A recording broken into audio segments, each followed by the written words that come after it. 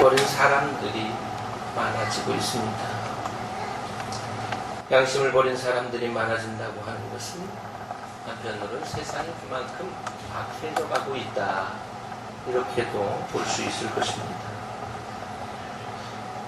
심지어는 자기 부모를 살해하거나 버리는 일들이 일어나고 있고, 뭐 이런 일들을 우리가 오죽하면 그랬을까 이렇게 생각을 해볼지라도 그래도 양심을 저버린 것에 대해서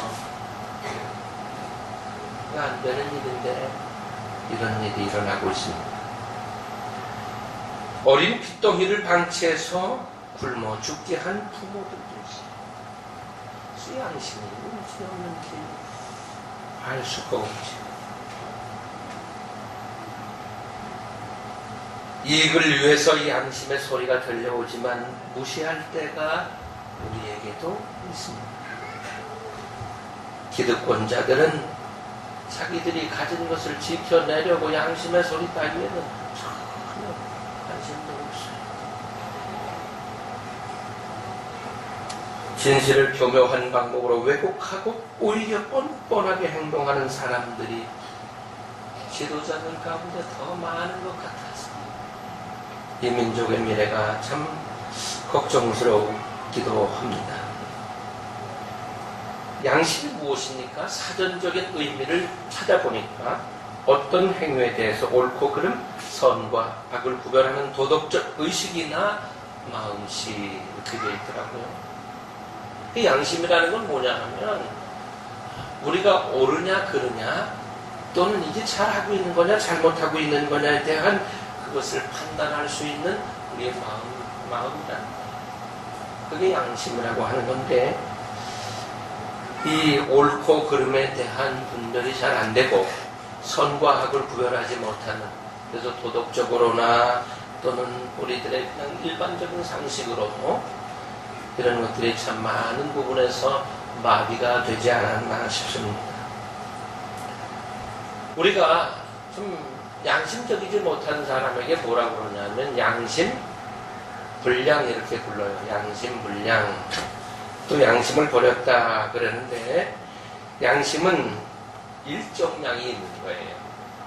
그래서 불량이라고 하는 말 속에는 그게 깨끗지 않다는 말도 있고 의미도 있고 또 그 일정한 양이 있어야 되는데 일정한 양에서 빠져나간 상태, 그래서 부족한 상태를 말하기도 해요. 우리가 사람들을 만나면서 아유 그 사람 양심 불량이야 그렇게 얘기하는데 그 양심의 양이 모자라는 거예요. 그래서 판단할 능력이 온전치 못한 상태를 말하는 것입니다. 왜 우리에게 온전한 양심이 있는 거냐, 일정한 양의 양심이 있는 거냐, 그것은 하나님께서 우리를 지으실 때에 모든 인간에게 일정한 양심의 양을 주셨기 때문에 그래요. 하나님의 형상대로 우리를 지었다고 했는데 그 말씀 속에는 하나님의 마음을 우리 마음속에 넣어준 거예요. 그게 바로 양심입니다. 그래서 누구나 할 것 없이 아예 양심이 없었거나 불량한 상태로 난 사람은 없어요. 모든 사람의 양심은 일정한 양만큼 그대로 다 갖고 있는 거예요. 그런데 이제 우리가 세상을 살아가면서 어때요? 양심이 자꾸 이렇게 혼탁해지거나 또는 양심이 줄어들었죠. 그때 나타난 현상이 뭐냐? 그것이 바로 양심 불량인 거예요. 양심을 버리게 된 상태를 말하는 것입니다. 우리 속에는 하나님의 모습이 담겨져 있는 거예요. 그것이 바로 양심적인 상태예요. 하나님의 마음을 그대로 품고 잃어버리지도 않고 이게 더럽혀지지도 않은 상태. 그래서 우리에게서 누구의 모습이 보여야 돼요? 하나님의 모습이 보일 때, 그때가 가장 양심적인 상태라고 볼 수 있습니다. 그래서 우리는 처음부터 하나님을 닮은 존재로 지음을 받은 거예요. 그래서 우리가 이렇게 누군가를 보면 그 사람에게서 누구 모습이 보여야 돼요? 누구 모습이?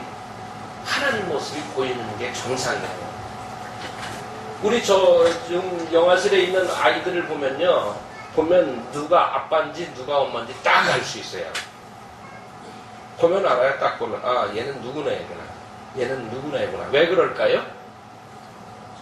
닮았어. 닮았어. 왜냐하면 아빠, 엄마에게서 그대로 그 아이에게 전달돼 갔기 때문에 그 모습이 거기에서 나오는 거예요. 그래서 어떤 할머니는 그러시더라고요. 손주 안고, 아유, 큰일이라고. 왜 큰일인가 싶었더니 코가 납작해서 큰일이래요. 근데 걱정 안 하셔도 됩니다. 저도 저희 딸아이를 낳는데 코가 완전히 이게 납작이었어요. 그래서 주여, 이 코를 어떻게 하면 좋아요? 아이를 볼 때마다 제가 그랬습니다. 주님, 이 코 이거 어떻게 합니까? 저는 돈도 없는데. 이러고 매일 잡아당겼어요. 근데 지금은 괜찮아졌어요. 그래서 걱정하지 마십시오. 걱정하지 말고 뭘 하세요? 코를 잡아당기면서 기도하세요. 주여, 이 코를 어떻게 하면 좋습니까? 이렇게 기도하시기를 바랍니다. 자, 이제 옆에 분들에게 이렇게 좀 말씀해 보세요. 당신에게서 하나님의 모습이 보입니다. 그게 가장 정상적인 모습이고 그게 가장 양심적인 모습이에요. 아무리 봐도 하나님의 모습이 안 보인다. 그러면 어떻게 된 거예요? 양심불량. 그 상태가 양심불량. 한 번 더 쳐다보세요. 하나님의 모습이 보이나 안 보이나? 쳐다보시면서 시각하게 보고 계시면 양심불량으로 보고 있는 거예요, 지금. 우리가 그런 얘기 하잖아요. 손바닥으로 뭘 가려요? 하늘을 가린다고. 가릴 수 있어요, 없어요? 그때 이 말이 무슨 말이에요? 양심을 속일 수 없다는 말입니다. 근데 이 양심을 잃어버린 사람들에게 특징이 있어요. 첫 번째 특징은 뭐냐면, 저를 따라서 한번 해보실래요? 뻔뻔하다. 대단히 뻔뻔해. 양심 잃어버린 사람. 여러분 사람들 만나면서 사시잖아요. 사람들 만날 때 보면 진짜 뻔뻔한 사람들 있죠. 그 사람들이 양심을 버린 사람들이 뻔해요. 아주 부끄러움 몰라. 죄의식조차 없어. 그냥 뭐 정말 부끄러워해야 될 텐데 전혀 부끄러워하지 않고 오히려 당당해요. 큰 소리죠. 이게 양심을 버린 사람들의 모습이에요. 두 번째, 양심을 버린 사람들의 모습은 어떠냐면 이기적인 거예요. 자기중심이 없거든요. 그러니까 다른 사람에게 피해를 줍니다. 이기적인 사람들은 다른 사람 피해 주거든요. 그 양심 버린 사람들 보세요. 자기 좋은 걸 위해서 다른 사람들을 해치기도 하고 피해 주죠. 엄청난 피해. 그 남 사기 쳐먹는 것도 양심을 버린 사람들이 하는 거예요. 자기를 위해서 남을 못되게 만들어줘요. 또 양심을 버린 사람들에게 나타나는 특징이 뭐냐면 정직하지 않아요. 솔직하지 않아요. 그래서 늘 그냥 거짓말하고 늘 그냥 어떻게 그 자리만 벗어나려고 하고 이렇게 돼요. 이렇게 양심을 버린 사람들에게서 나타나는 특징들을 보면 또 그런 잔인해. 아주 되게 생명까지도 남의 생명까지도 해치는 일들을 서슴없이 하기도 하잖아요. 이 양심을 버린 사람들이 나타나는 거죠. 이렇게 하나님의 모양으로 지음받은 인간이라고 할지라도 양심이 깨지게 되면 큰 문제들을 일으키고 혼란을 가져요. 슬픔을 가져요. 그리고 결국은 자기 인생까지도 다 망치게 되는 경우들을 우리들이 어렵지 않게 봐요. 양심과 관련해서 성경이 우리에게 증언해주는 말씀들 몇 말씀을 소개해드리겠습니다. 시편 7편 9절에 보면 악인의 악을 끊고 의인을 세우소서. 의로우신 하나님이 사람의 마음과 양심을 감찰하시느니라. 우리 성경에는 심장이라고 표현되어 있는데 개역 개정판 성경에는 마음과 양심을 감찰하시느니라 그랬어요. 하나님께서는 우리가 어디에 있든지 어떤 상황 가운데 있든지 우리를 살펴보시는데 뭘 보세요? 양심껏 사는가 그걸 보신다는 거예요. 그러므로 우리는 어떤 상황 속에서도 하나님께서 나를 보고 계신 것을 믿고 생각을 하고 양심껏 살아야 될 줄로 믿습니다. 옆에 분들은 이렇게 말씀하세요. 우리 양심껏 삽시다. 두 번째는 사도행전 24장 16절에 보니까 이것을 인하여 나도 하나님과 사람을 대하여 항상 양심의 꺼리낌이 없기를 힘써노라. 바울의 고백인데 베닉스 총독 앞에서 변론을 하면서 하는 말씀이에요. 뭐라고 그러냐면 하나님과 사람 앞에서 양심의 꺼리낌이 없기를 힘썼다는 거예요. 우리가 양심의 꺼리낌이 없이 살려면 힘을 써야 돼요. 노력해야 돼요. 그러지 않으면 우리 자신도 모르게 우리의 양심이 자꾸 혼탁해지고, 그래서 이건 아닌데 점점 더 양심이 무뎌져서 그렇게 되고 만다는 거예요. 그래서 바울은 양심의 꺼리낌이 없기를 힘썼다고 했는데 우리들 또한 양심의 꺼리낌이 없기를 위해서 힘쓰고 노력해야 될 줄로 믿습니다. 고린도전서 8장 12절에 있는 말씀을 읽겠습니다. 이같이 너희가 형제에게 죄를 지어 그 약한 양심을 상하게 하는 것이 곧 그리스도에게 죄를 짓는 것입니다. 아멘. 이 말씀은요, 우상의 짐을 먹는 문제 가운데서 나온 말씀인데, 너희가 형제에게 죄를 지어 그랬어요. 근데 형제에게 어떤 형태로든지 죄를 지면 마음 약한 사람들이, 양심이 약한 사람들이 상처를 입는다는 거예요. 그건 곧 죄라고 말씀하셨어요. 우리가 양심을 버리고 뻔뻔하게 행동하면 마음 약한 사람들이 우리 때문에 상처를 입게 되는데 그게 바로 죄 짓는 거다, 이렇게 말씀했어요. 그래서 우리는 우리의 형제자매, 우리의 가족들, 우리가 만나는 사람들에게 함부로 해서 죄 지면 안 돼요. 그러면 그 사람들이 상처를 입고 고통을 받게 되기 때문에 안 된다, 이렇게 말씀하시고 있어요. 디모데전서 3장 9절에 있는 이 말씀을 저를 따라서 하세요. 깨끗한 양심에 믿음의 비밀을 가진 자라야 할지니. 아멘.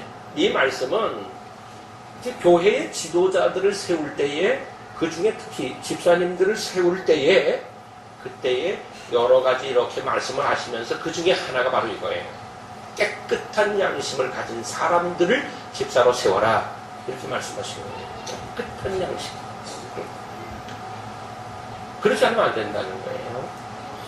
우리 모두는 깨끗한 양심을 가져야 합니다. 그래야 하나님께서 쓰시기에 합당하고, 그렇죠. 하나님께서 사람 쓰시는 문제에 있어서 그릇을 통해서 비유하셨는데, 금그릇, 은그릇, 나무그릇, 질그릇 있는데 그 중에 어떤 것을 쓰시겠느냐고 물어요. 어떤 것 쓰시겠습니까? 질그릇이요? 나무그릇이요? 손을 들어볼까요? 금그릇도 은그릇도 질그릇도 나무그릇도 아니에요. 깨끗한 그릇이라고 표현되어 있습니다. 어떤 그릇이라고요? 하나님은 재질이 어떠냐가 문제가 아니에요. 하나님은 그가 가지고 있는 달란트가 어느 정도냐, 그거 아니에요. 그 사람에게 얼마만큼 능력이 있느냐가 문제가 아니에요. 하나님이 쓰시는 사람은 깨끗한 그릇이라는 거예요. 우리가 양심이 깨끗할 때 하나님께서 우리를 귀한 도구로 쓰시고 우리를 축복의 통로로 세워주실 줄로 믿습니다. 그래서 우리 양심이 깨끗해지기를 노력해야 합니다. 베드로전서 3장 16절에 보니까 선한 양심을 가지라. 이는 그리스도 안에 있는 너희의 선행을 욕하는 자들로 그 비방하는 일에 부끄러움을 당하게 하려 함이니라. 이렇게 말씀했는데, 우리 믿는 사람들이 선한 양심을 가지고 살아야지, 우리를 막 뭐라고 욕하고 비판하고 부정하는 사람들이 오히려 부끄러움을 당하게 된다는 거예요. 그럼 이 말씀을 더 깊이 들여다보면 무슨 말씀입니까? 우리가 선한 양심을 갖고 살지 못했기 때문에 세상 사람들이 우리를 비난하고 우리를 공격하고 비판하고 그럴 수 있다는 거예요. 우리가 선한 양심 가지고 깨끗하게 살면 누가 우리 보고 뭐라고 그럴 수 있냐는 거예요. 아무도 우리 보고 뭐라고 할 수 없다는 거예요.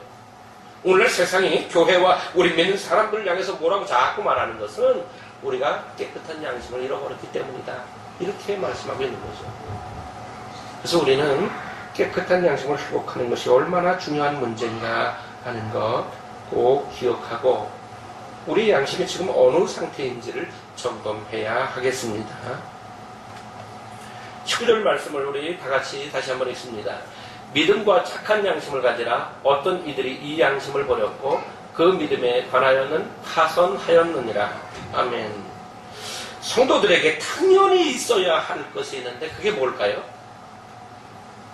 뭐겠습니까? 믿음이죠. 믿음이 없이는 안 돼요. 왜 안 됩니까? 믿음은 하나님과의 관계의 시작이에요. 믿음이 없으면 하나님과 상관이 없는 사람이에요. 우리가 믿고 주를 영접하는 순간부터 하나님은 우리의 아버지가 되시고 우리는 하나님의 자녀가 되는 관계가 형성이 되는 것입니다. 그래서 믿음은 그리스도인의 모든 것의 시작이에요. 믿음으로부터 모든 것들이 출발을 하게 됩니다. 그리스도인으로서의 삶의 시작이 믿음인데, 그래서 이제 하나님에 대해서 알고 믿을 때 하나님의 관계가 시작되고 하나님의 은혜와 역사하심도 우리에게 시작이 되는 것입니다. 믿음으로 살 때 하나님께서 우리를 기뻐하시고 또 우리 기도에, 우리 부르짖음에 응답해 주시기도 하는 것입니다. 히브리서 11장 6절에 기록된 말씀을 보면 믿음이 없이는 기쁘시게 못하나니 하나님께 나아가는 자는 반드시 그가 계신 것과 또한 그가 자기를 찾는 자들에게 상 주시는 이심을 믿어야 할지니라. 아멘. 믿음이 없이는 하나님을 기쁘시게 할 방법이 없대요. 우리가 하나님을 기쁘시게 하지 않고서는 우리가 하나님의 은총을 입고 살 수가 없어요. 우리가 하나님을 기쁘시게 할 때에 하나님은 우리와 동행하시고 우리의 간구에 귀 기울이시고 축복해 주시는 줄로 믿습니다. 그러므로 우리에게 믿음이 있어야 합니다. 믿음이 있어야 하나님과 관계가 시작되고 하나님과 동행하고 하나님의 이 동행은 세상 끝날까지 계속되는 동행이 되는 것입니다. 그래서 이 믿음이 결국 우리를 영생에 이르기까지 안내해 주게 되는 보증입니다. 그 믿음은 성도들에게 있어서 기본입니다. 믿음이 없이는 아직 아무것도 하나님과의 관계 속에서 시작을 못한 것입니다. 우리는 하나님이 계신 것과 하나님을 믿고 하나님을 찾는 자들에게 상 주시는 분이 하나님이라는 사실을 분명하게 고백으로 믿을 수 있어야 합니다. 그럴 때 하나님께서 우리에게 상 주신다고 분명하게 약속해 주셨기 때문입니다. 이렇게 고백해 보시죠. 믿음은 성도들의 기본입니다. 아멘. 우리에게 믿음은 반드시 있어야만 하는 것입니다. 무려 이 자리에 계실지라도 믿음이 없는 분들도 계실지도 모르겠습니다. 여러분, 분명한 이 믿음을 하나님이 계시는 것과 하나님을 찾는 사람들에게 상 주시는 분이 하나님이라는 것을 분명하게 믿게 되시기를 바랍니다. 그러면 우리들에게 믿음만 있으면 되는 거냐? 믿음만 있으면 되는 거냐? 아니라는 것입니다. 그래서 오늘 말씀 믿음과 착한 양심을 가지라고 말씀하시고 있습니다. 두 가지를 말씀하고 있죠. 믿음이 있어야 되고 그리고 착한 양심이 있어야 된다는 것입니다.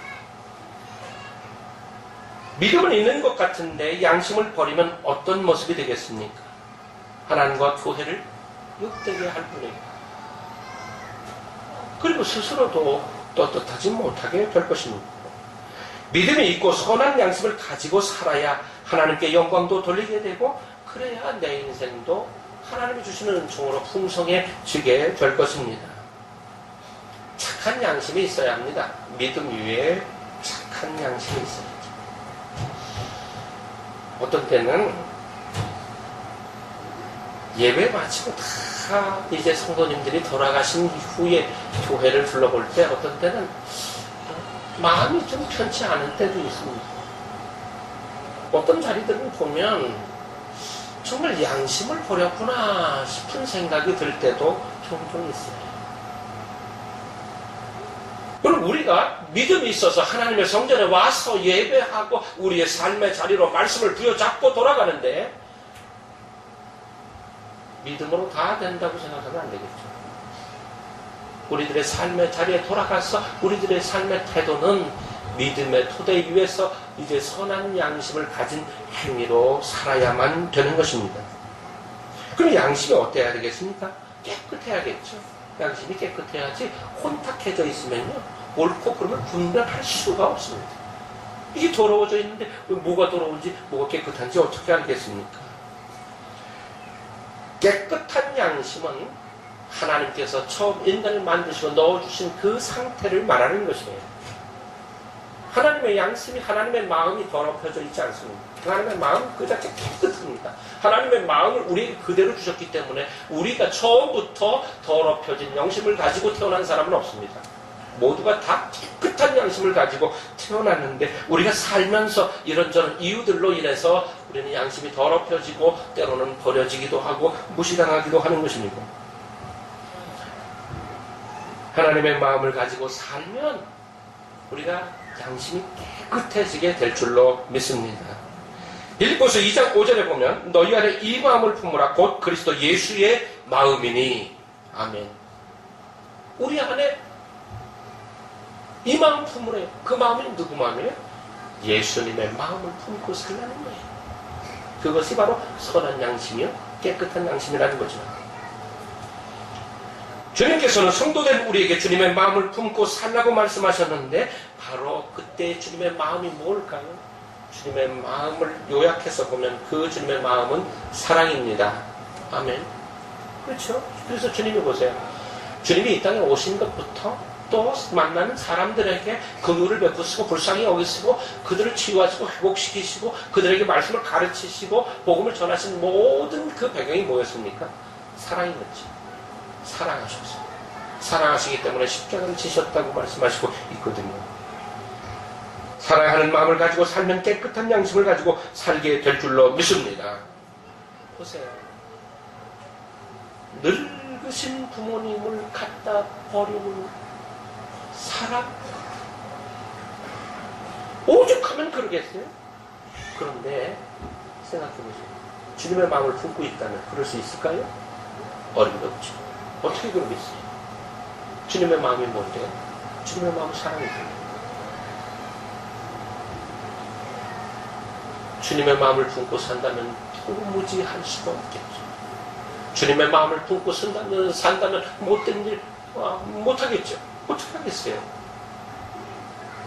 어떻게 함부로 하겠어요? 주님의 마음을 품고 산다면 그게 사랑인데 사랑하는 마음을 품고 산다면 우리가 어떻게 남에게 함부로 하겠어요?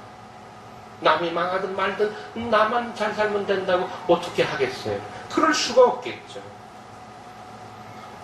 그리스도의 마음은 사랑입니다. 한번 이렇게 고백해 보시죠. 주님의 마음은 사랑입니다. 그것이 하나님의 양심이 우리들의 양심이 되어져야 할 줄로 믿습니다. 빌립보서 4장 6절과 7절에 기록된 말씀을 보면 아무것도 염려하지 말고 오직 모든 일에 기도와 간구로 너희 구할 것을 감사함으로 하나님께 모든 지각에 뛰어난 하나님의 평강이 그리스도 예수 안에서 너희 마음과 생각을 지키시리라. 아멘. 우리는요 하나님이 처음 우리에게 양심을 넣어주실 때는 아주 꽉 찬 제대로 된 양심을 하나님의 마음을 그대로 넣어주셨는데 성장하면서 양심이 자꾸 깨져요. 그리고 버려져요. 그리고 이게 더럽혀져요. 그래서 하나님께서 우리가 우리의 양심을 깨끗하게 지키는 방법을 우리에게 가르쳐 주셨는데 그게 뭐냐? 하나님과 교통하는 것입니다. 하나님께 기도와 간구로 살면 그러면 하나님께서 우리에게 어떻게 하신다고요? 너희 마음과 생각을 지키시리라. 한번 해보세요. 너희 마음과 생각을 지키시리라. 너희 마음과 생각이 바로 양심입니다. 우리가 하나님과 교통하게 되면 하나님께서 우리에게 때를 따라 깨닫게 하셔요. 야, 그건 아니야. 그렇게 하면 안 돼. 그건 죄야. 빨리 회개해. 이걸 성령이 우리에게 가르쳐 주시거든요. 그러니까 우리들의 생각과 마음들이 깨끗하게 지켜질 수 있고 회복되어질 수 있게 되어지는 것입니다.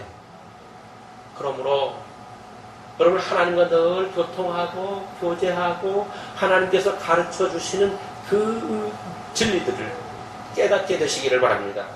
그러면 우리의 양심이 깨끗하게 지켜집니다.